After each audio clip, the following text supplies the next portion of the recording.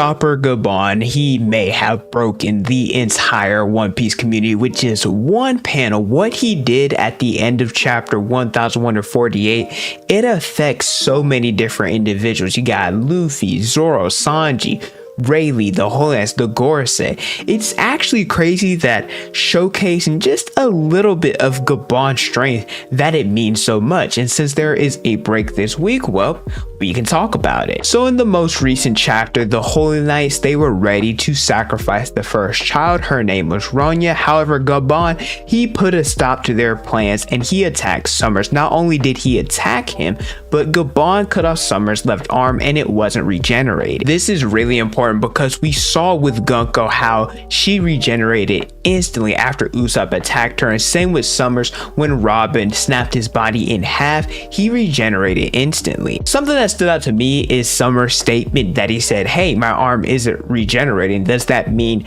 that it can't regenerate at all, or is it that he can't regenerate immediately or as instantly as he did in the past? And if that's the case, then what is the time frame for this slow regeneration? I would say probably think of it like Demon Slayer, how the upper demons or the upper moons, whatever you want to call them, how because of how many humans they consume, they're able to regenerate just like that, compared to weaker demons or demons that haven't consumed as many humans. It takes them a little bit longer to regenerate. A few questions that arise is, well, how did Gaban do this, and what does this mean for the rest of the story? What makes this so important is because two of the key forces that are going to play very important roles in the final war, they have the abilities to regenerate. The first is the Holy Knights, and we've already seen Summers, we've already seen Gunko use their regeneration and their immortality, and like Saul said, it's safe to assume that every Holy Knight is immortal. Dragon stated that whenever the Holy Knights they mobilize, that is when the fighting begins. And well, Dragon,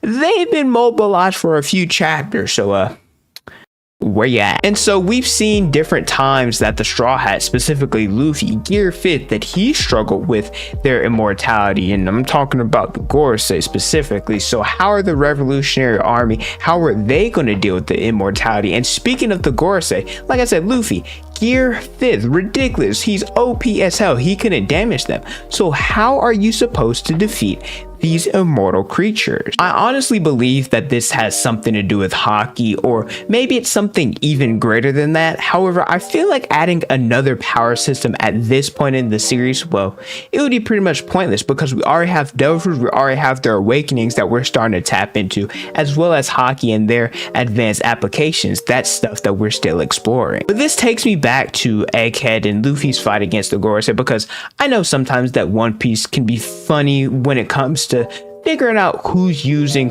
what type of abilities, right? Whenever it comes to hockey, sometimes we're not entirely sure when someone is or isn't using the ability. I feel like when Luffy's going against individuals like the Gorosei, he's not going to hold back, of course. He's definitely probably using all three types of advanced hockey. So if he's doing that against them and he can't really beat them, the only thing he can do is stall, not doing significant damage, then Luffy is screwed. Because when fighting a battle against individuals that are immortal, yes, technically you could probably make the argument that Luffy is physically stronger than them, but if they can't be defeated, then eventually Luffy's going to lose because of the time limit that Luffy is going to experience with Gear 5th. If it's a battle of endurance, a battle of attrition, well, going against somebody that's immortal, well, sorry, you're just not going to win. So if I were a betting person, I would say that defeating immortality has something to do with having a different application of Conqueror's Haki, because the only other instance where individuals were defeated, or at least the immortal ones, talking about the Gorosei,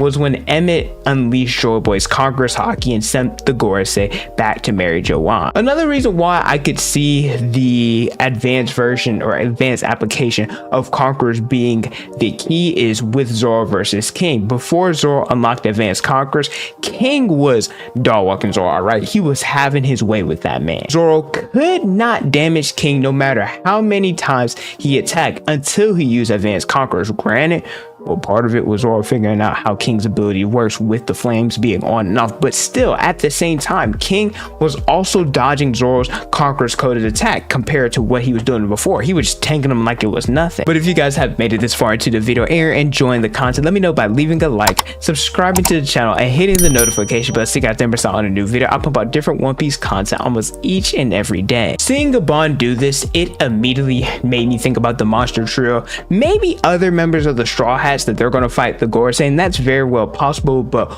we know at least the monster trio that they're going to fight them. I mean, well, they've already fought them before. Okay, fighting might be a strong word. They had a clash, had a little bit of an interaction. We know Sanji with Nishijuro, Zoro with Nishijuro. All right, like I said, they didn't really fight them, but they did have a little clash. But in the future, they're definitely going to fight them. I think the main reason why so many individuals are upset with Conquerors potentially being the way to bypass the immortality is because, well, if Scopper Gaban has Conquerors, then that means that Sanji, he's going to have it as well, because, well, Sanji, we know how he's supposed to be Luffy, Scopper Gaban, they're supposed to be parallels of each other, and so if Gaban has Conquerors, then eventually Sanji's going to have it too. And also, like I said, Sanji, he's going to fight the Gorosei at some point again, probably during the final war. So if he's going to fight them, well, he needs a way to stop their regeneration. Obviously, Oda could right away for Sanji to win without Conquerors, but at the same time, well, wouldn't he have done that already? It's not that I necessarily don't want Sanji to have Conquerors. I just think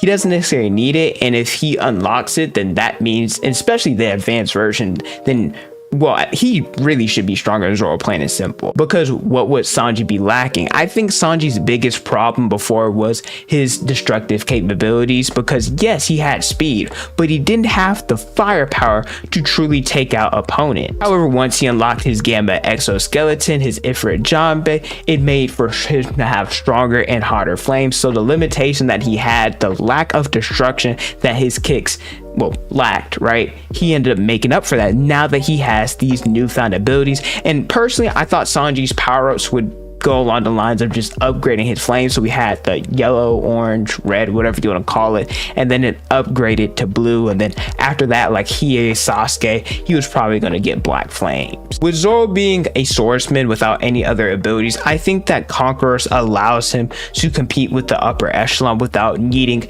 a crazy mutation like Sanji or a really broken devil fruit like Luffy. But if Sanji gets advanced Conquerors, then seriously, what in the world would make him weaker than Zoro? I will say I love how this chapter and Gaban stepping and stopping summers, it kind of parallels Sabaody with Rayleigh and Gaban's their first interactions against strong opponents. How Rayleigh, he was the first individual to counter a Logan and Kizaru, and now Gaban, he's the first individual to counter this immortality. It also begs the question, is current Gaban stronger than Rayleigh? Because I do want to make this clear before people rush in the comments start getting upset. I believe peak for peak, prime for prime, I'm picking Rayleigh over Gaban any day of the week. But as of right now, well, if you compare the two, Rayleigh doesn't fight. My boy Rayleigh, he drinks alcohol, he coats ships, and he be hoeing around, right? Gaban, nah, that dude, he actually be fighting on a daily basis. Rayleigh is retired. He don't pick up a sword, so I don't think it would be ridiculous to say that Gaban is stronger than Rayleigh at this current moment. I don't think it's